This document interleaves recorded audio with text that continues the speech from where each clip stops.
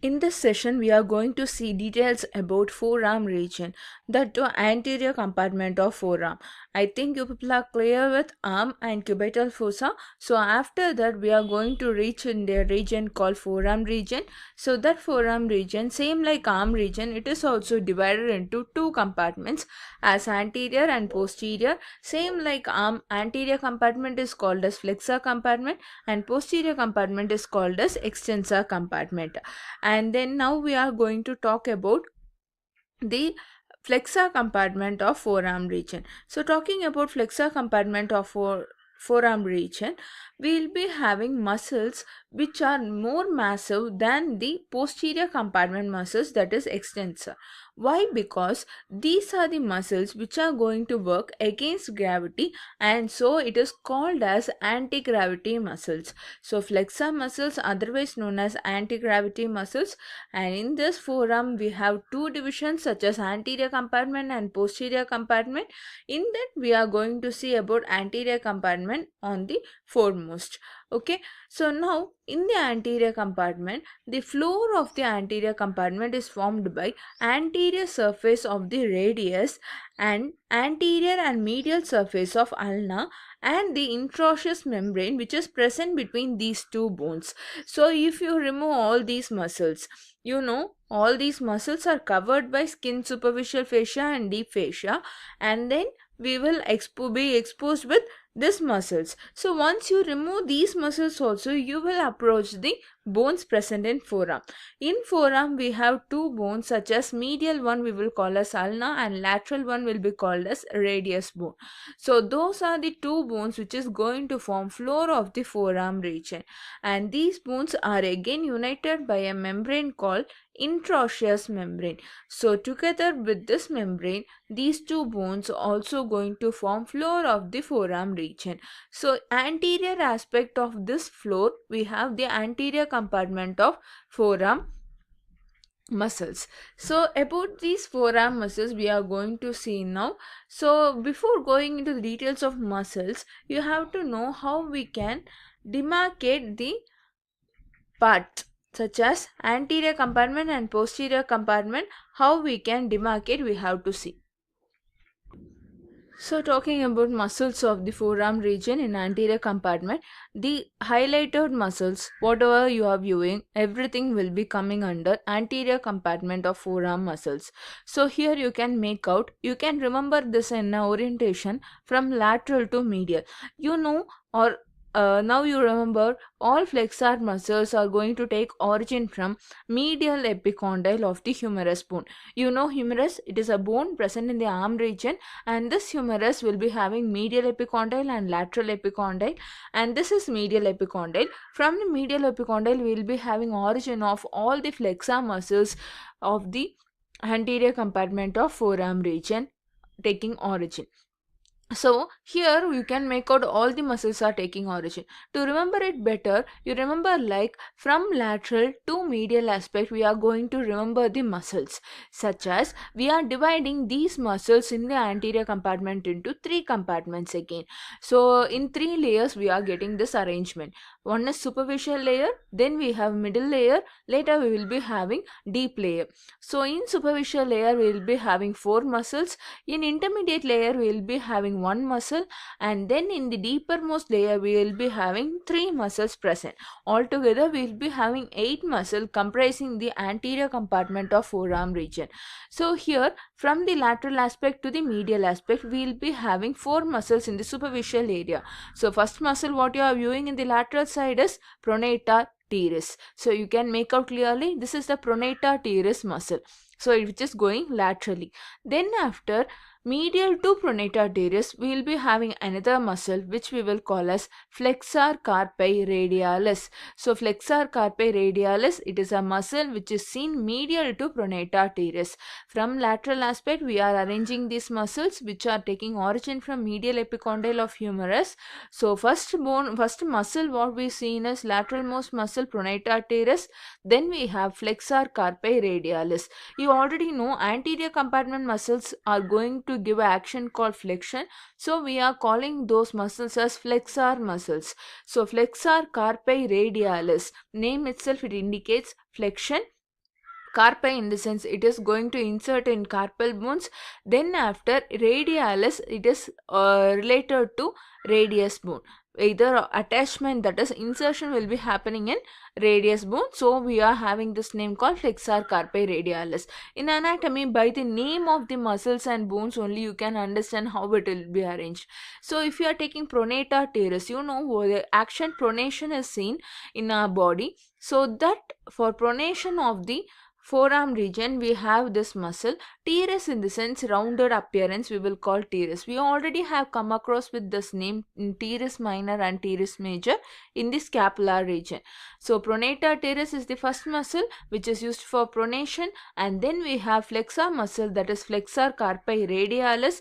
Later we have another muscle which we will call as palmaris longus. Here you can make out it will be having a small belly. Small belly will be seen for this muscle, and it will be having a long tendon for its insertion. So about the importance of this muscle I will tell you later. Now you just remember we have third muscle as palmaris longus. It is going to the palm aspect of the hand and it is getting inserted, and it is having a longer tendon. So we are calling as palmaris longus, and we will be having another muscle called palmaris brevis. So we have this differentiation as longus and brevis. Brevis means small. So palmaris longus, it is a one among the muscle of anterior compartment of forearm region. Later, medial to palmaris longus, we have another muscle called flexor carpi ulnaris. You know, ulnar bone is seen in the medial aspect. So medial most muscle we are naming as flexor carpi ulnaris.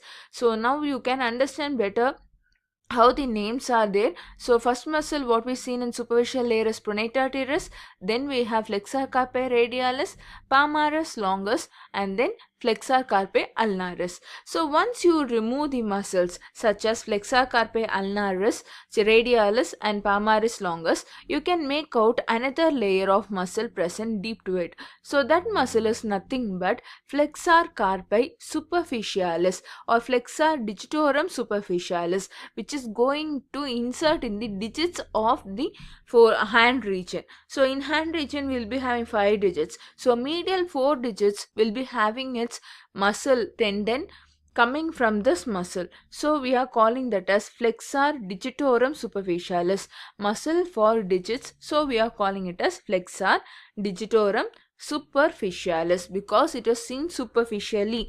Just below the 4 superficial muscles, we have this muscle called flexor digitorum superficialis muscle, which is a single muscle seen in the intermediate layer. So we have to view other 3 muscles which is present in the deeper most part. So we are removing these superficial muscles such as flexor carpi ulnaris, flexor digitorum superficialis, and pronator teres. So if you remove all these 3 muscles, you have this part which you already know, incubator fossa we dealt, that is nothing but thickening of deep fascia. We have bicipital aponeurosis. So we are removing that also. Then we will come across with 3 muscles which are present deep. So those muscles are, first muscle which you are seeing is flexor pollicis longus. So it is going to make an action called flexion in the pollicis finger, that is thumb finger in anatomy we will call as pollicis. So flexor pollicis longus. So longest muscle, it was the larger muscle. So we have another muscle for pollicis again, which is brevis, that we will deal later. In forearm region we have in anterior compartment flexor pollicis longus for the thumb finger. So it is present radially. You know, thumb finger is seen in the lateral aspect. So we have this lateral muscle called flexor pollicis longus, and another muscle what you are seeing is flexor digitorum profundus. Already we seen a muscle called flexor digitorum superficialis. So superficialis, it is seen in the intermediate layer.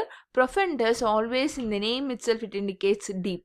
Profundus means deep. So deeper layer we have another muscle, and this is also going for digits. So we are calling this as flexor digitorum profundus muscle.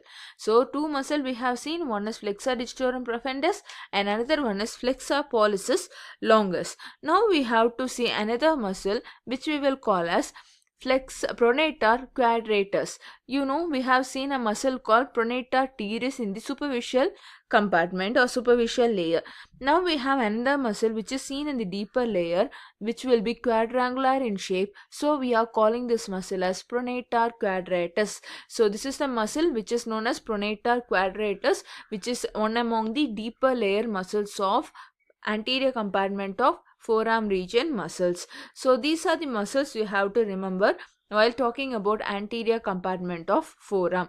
And here you can make out many vessels and nerves present. So these are the nerves and vessels going to supply the anterior compartment of forearm region, such as we have brachial artery dividing into radial artery, which is going laterally, and then we have another artery present here which we will call as ulnar artery, so which is going medially. So these are the two vessels, major vessels supplying the anterior compartment of forearm region with its branches. And we have nerves such as, first nerve what we will be seeing is median nerve, so which is one among the branches of brachial plexus. So median nerve, it is coming from both lateral cord and medial cord.